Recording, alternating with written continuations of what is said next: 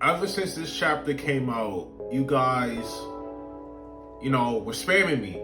So. Saitama destroys the sun. Saitama destroys the sun. He destroys the star. He destroys the star. Like, I wanted to see what happened. Y'all over here spoiling me. But it's cool. It's fine. I gotta see how it happens, feel me? That's okay. I'm looking at my comments. All I see is Sue. Chapter 167 came out.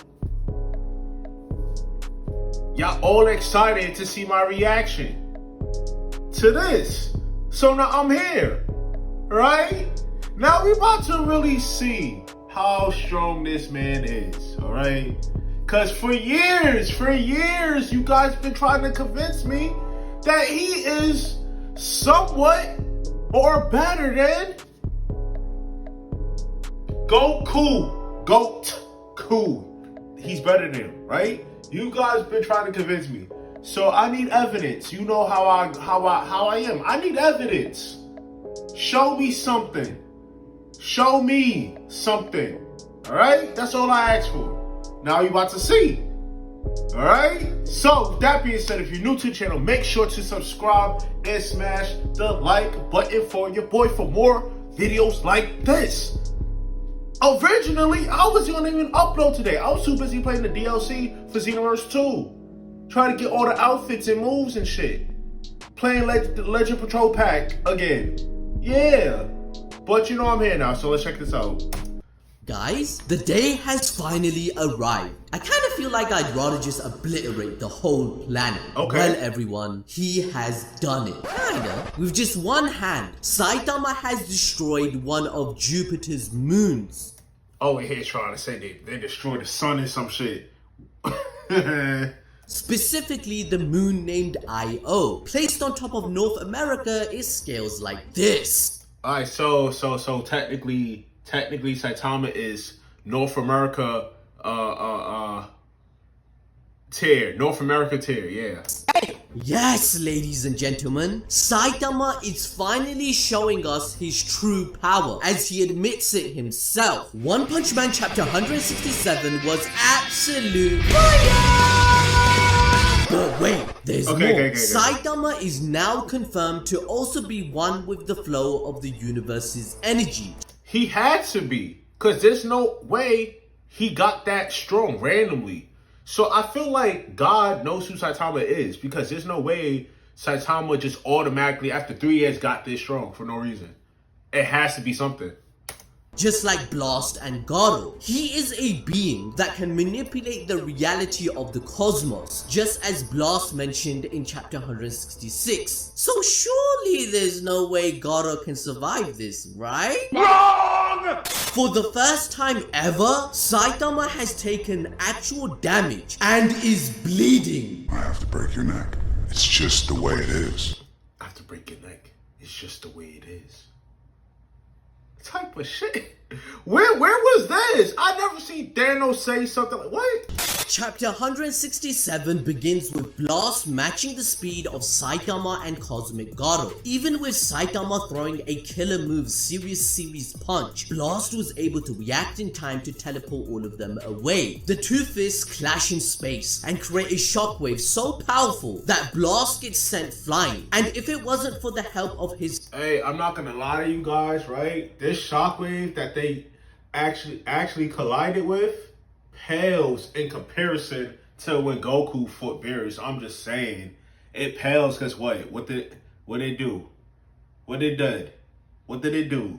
I'm just saying, no, I mess with this.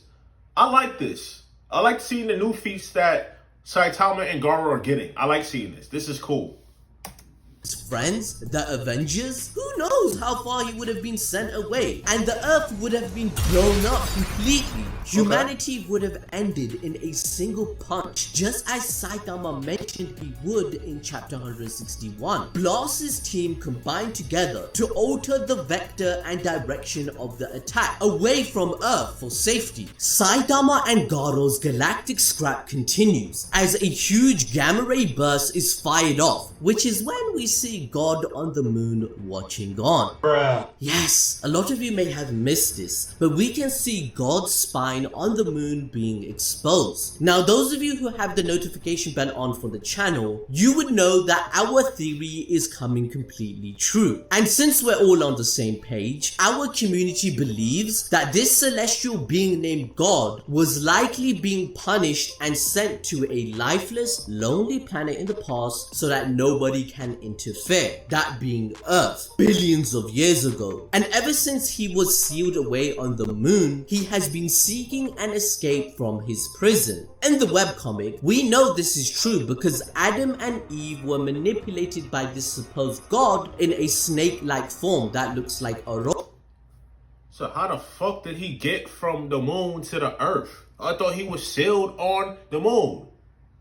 I thought he was sealed. How did he get from there to there? I mean, but he's sealed, so like he's not supposed to be able to like leave, right? That's the whole point of you being sealed. So how did he get there? He's the one that has manipulated life on Earth from the very start to unseal himself, watching down on planet Earth, manipulating the events by creating life and subsequently monsters, leading up to a world where power dominates over all, so that he could one day find an avatar worthy of sacrifice to set him free. This is why he tried to coerce both Tatsumaki and Goro into falling for his offer. In the present, Blast mentioned in chapter 164 to his team, the Avengers, that God was almost unsealed because of Goro's attack on Earth. That chapter was redrawn, but it exposed the intentions of the story. According to Blast, the mysterious cubes act as a transmitter that distorts space and allow for communication with God. In chapter 138, he states God's voice begins to speak in their heads, that if they touch the cube and make a wish, the being will either grant them power or they will be confiscated. Now, the fact that Saitama was casually holding this cube and he throws it away, it only foreshadowed the fact that he is limitless and can manipulate the reality of the cosmos. He's the one and only person capable of facing this celestial god, as he is unaffected by anything it would try to do on Earth. Yes, Saitama is built different. Moving back to chapter 167, we see the two serious punches, aka Serious Punch Squared, creating a gaping hole. Serious Punch Squared. Wow, that's a name. I'm not, you know what? I can't even say anything because we got Gohan Beast. I mean, Final Beast would have been fire, but you know, yeah.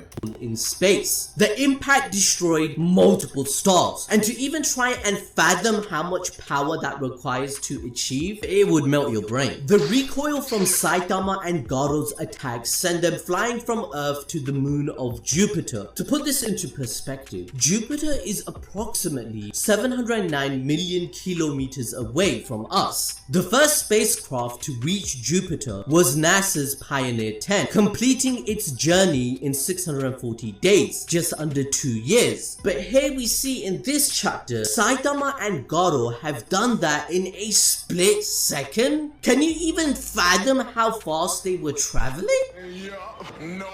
Well, don't worry, we will quantify this in our next One Punch Man video. So smash. Why you can't do it in this video? I mean, Seth would have done it in the same video, but I mean, I digress. The like button to support us, and we will definitely post that. Goro then looks up and sees Saitama, who has the high ground. I have the high ground! Oh, so he just breathing in space. Oh, damn. Hey, listen, he could breathe in space, and he jumped from the moon to Jupiter as soon as he got hit. So he's moving fast. You underestimate. But more importantly, we see the surface of Jupiter behind him. Saitama then gets a feeling of deja vu of space since he's been there before against Boros. But he doesn't care. He can finally let loose and use his full power at 100% against someone that wouldn't die immediately. Saitama's speech yet again highlights how disconnected he is from reality due to his immense power, and Garo notices this as he wonders if Saitama is even human due to being so unfazed. We mentioned Saitama's wish previously, as he has been dreaming about it since chapter 1, a fight that brings him excitement since he wants to feel human again. He requires a challenge so that he can surpass it and struggle towards a goal like any other human does and would. But Saitama laments, he's sad that although his dream has finally come true from chapter 1 against Cosmic Garo, it isn't at all meeting his requirements. And this is because his best friend, guys, Genos, is dead. Goodbye, goodbye, goodbye. He's so goofy. We see you tomorrow if you are alive. Okay, I'm gonna stop you right there, Adil, because Genos isn't actually dead. Or at least, he's not gonna be forever anyway. From what we know, the only part of Genos that isn't mechanicalized is in fact his brain, as we see here. But we can see in chapter 166 that he lost half his head, thus half his brain. However, I think it is plausible that Dr. Kuseno will... He lost half his brain. What more? Like, the only thing that was human about the man was his brain. Dr. Gero had ass, feel me? He ain't coming back. How you gonna reconstruct the brain? How you gonna do that? will be able to build a new body and implant the core and remains of his brains into that new cyborg. That, of course, however, doesn't solve the fact that he's missing half a brain. And honestly, yeah, that's not an easy fix. But we know that cyborgs can live on even with brain damage, as we learn from Genos' retelling of his backstory. He said that one day a crazy cyborg attacked our town all of a sudden. He had completely lost his mind. I guess his brain had been damaged during its transplantation into his cyborg body. We theorize that Genos will survive but will be prone to malfunctions. In chapter 140 of the webcomic, Saitama and Dr. Kuseno meet to discuss Genos. The doctor says how Saitama is worried that Genos may turn into a vengeful demon and or break immediately. Now, although the context is slightly different, as this relates to Genos, who is about to go and finally face the crazy cyborg that killed his family, it can be easily twisted to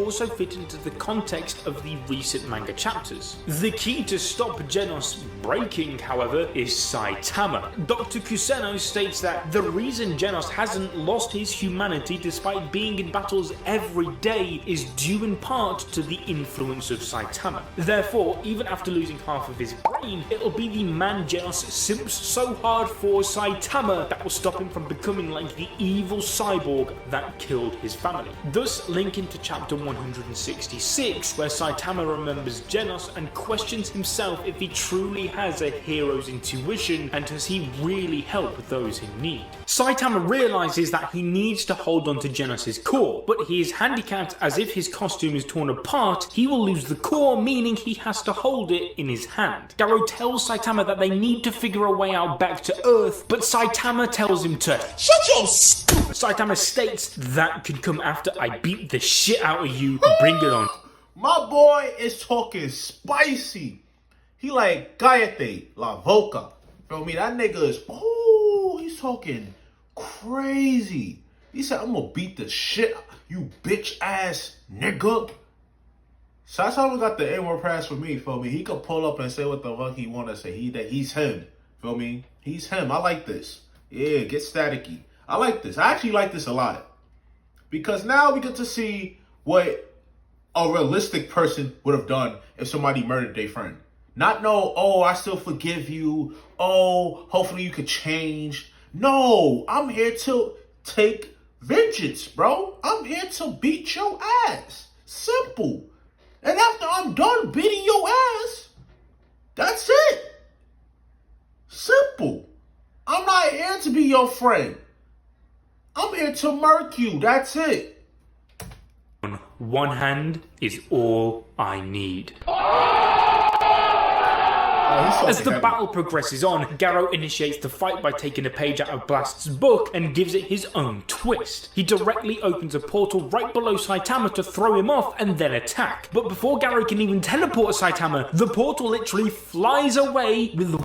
My boy kicked the portal away. Oh, nah. Yeah, he's broken. He kicked the portal away.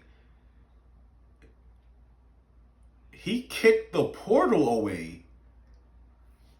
One casual kick. A portal isn't supposed to just be movable by someone, let alone through sheer force. Saitama has continuously shown just how limitless he is in the chapter, and will no doubt keep doing so. Firstly, when Saitama went to outer space after Boros attacked him, we saw him holding his breath, clearly indicating that he's not able to breathe whilst in space. However, Saitama doesn't give a single damn about that anymore. Io is an extremely volcanic moon, and the atmosphere is severely poisonous to humans. However, as we've learned after Garou's gamma... It's clear as day that this man is not human, bro.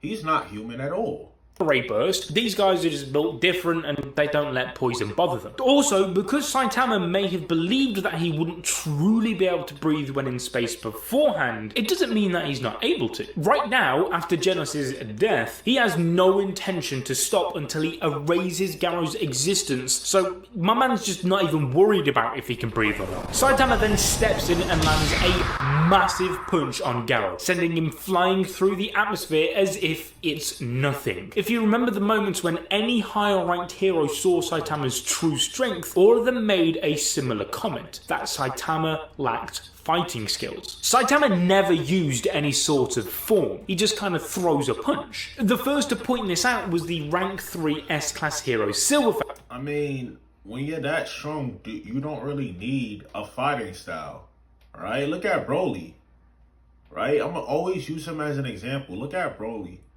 He has no fighting style whatsoever. He's a whole wrestler, right? And yet, he was able to beat the shit out of Super Saiyan Blue Goku out right after the Tournament of Power. And he was only just a Super Saiyan. So let that show you something. Who wanted to take in Saitama as his disciple and the successor of the dojo. In the webcomic, both Flashy Flash and My Mask pointed this out too. Even during the time that they worked with Saitama to train him, this remained to be their key point. Right now though, Saitama is using perfect form to attack Garou. It's just mwah. But we also have to give Cosmic Garou some props for his defense. Every single hero or monster that has even dared to take on a serious punch has literally shat their pants with the death symbol creeping up on them, though they just die. This punch though is the definition of a right straight. We need to remember that Saitama trained for years when he was a human and must... See, look what he just said. He's not even human anymore, bro. He literally got powers off of some bullshit. So God probably manipulated something for him and whatnot. His wish was probably to become strong, right? And that's what he got.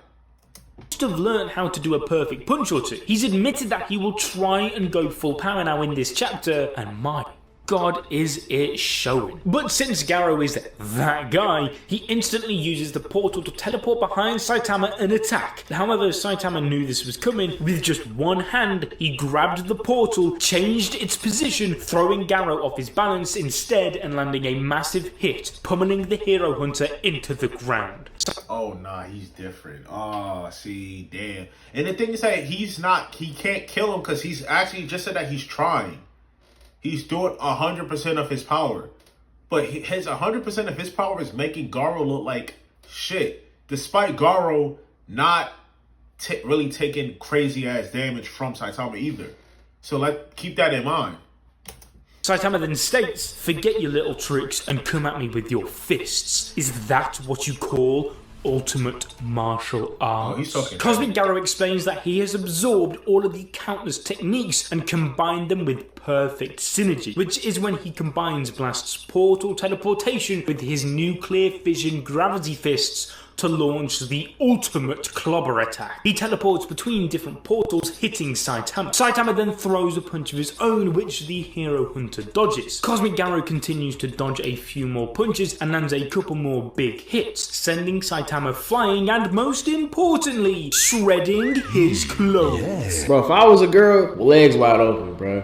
This is followed by a nuclear fission gravity knuckles attack, causing a massive explosion that covers an entire segment of Io. As the clouds clear, we see Saitama naked. So true. Do you understand how big of a deal it is to even tear a single part of Saitama's clothes? Well, now they're gone. Now, I know that Saitama's got... Hey, you don't gotta sit there and simp and be a fruit cup, alright? Bro, like, look at you. Look at you.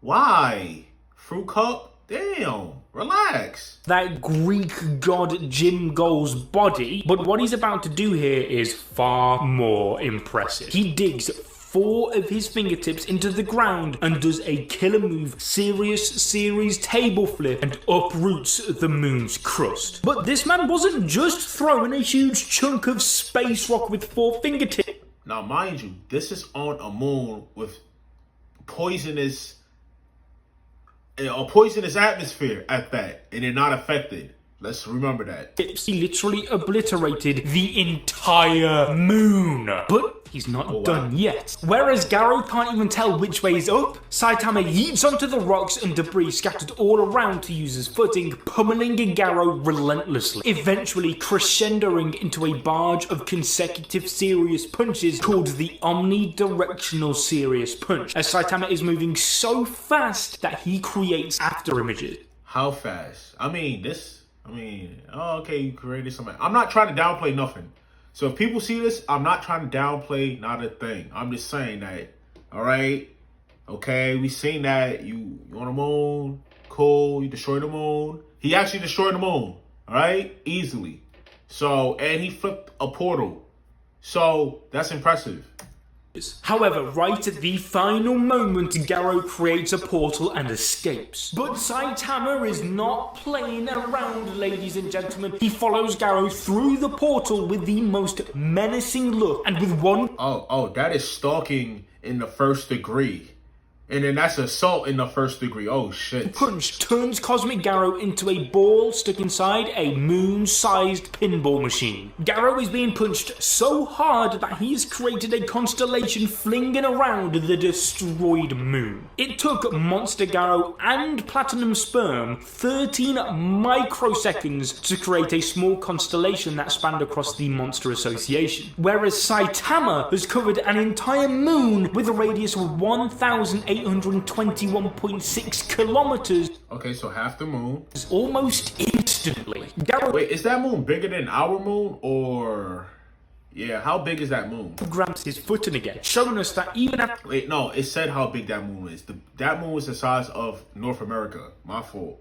After taking planetary level attacks, he can still hang with Saitama. He says how he just needs to focus for a second. All Saitama is doing really is showing off his insane physical strength and darting between rocks. He says how that if he can just get above the layer of debris, he should be fine. However, as he tries to portal up there, he gets his head stuck in a rock due to the fact that he has completely lost all sense of direction. Garou feels like a bug trapped inside Saitama's cage. You can literally see my guy sweating. But before he can even get his bearings straight, Saitama hits him again with a serious punch. Like, how many serious punches has he taken at this point? I'm beginning to lose count. Garou realizes that Saitama is limitless, to which he goes into Saitama mode once again to mirror his limitless strength. This is literally the first time Saitama has bled since the day he broke his limiters. And how ironic is it that it was Saitama mode being the only thing that can hurt him? What's even more ironic is the fact that the only way Garou can achieve the title of Absolute Evil is by copying the man who is a hero for fun. The first man who ever broke a limiter, and the reason behind it? Overwhelming passion and determination to fight monsters and save people. As we mentioned earlier, we are planning to cover how strong Saitama is in our next One Punch Man video, so be sure to hit that bell. In the meantime though, you can learn more about this mysterious god character enter here. Ooh, spooky guard. Click it. Click it! Okay, fellas, listen. Now, I know you guys gonna want my thoughts on this, and I don't know exactly how strong they are. Like, I need some more feats, right? Somebody told me that Saitama destroyed a star, bro. That's what I was told. And I'm like, no, he ain't destroyed they didn't destroy no star. I just read the chapter. There was no star included. So now they destroyed a moon the size of North America, right? Okay. Now, he did it really easily. Now, that's a feat. He was on a moon by Jupiter's moon that has a poisonous atmosphere. And then Saitama used 4 fingers and did a serious table flip and destroyed the crust of that moon, which is impressive. I'm not gonna even lie to you. I'm impressed. Now, I need to keep seeing more. Give me more. Give me more. Give me more feats. I need it. Just so I can let okay, yeah. In this chapter, he did X, Y, and Z. So, your boy's here. I'm here for it. I can't wait for chapter 168. I'm here for it. Anyway, y'all, if you guys love the video, make sure to subscribe and hit the like button for your boy. It's your boy, Sue. You already know what to do. And we out of here, y'all. Peace.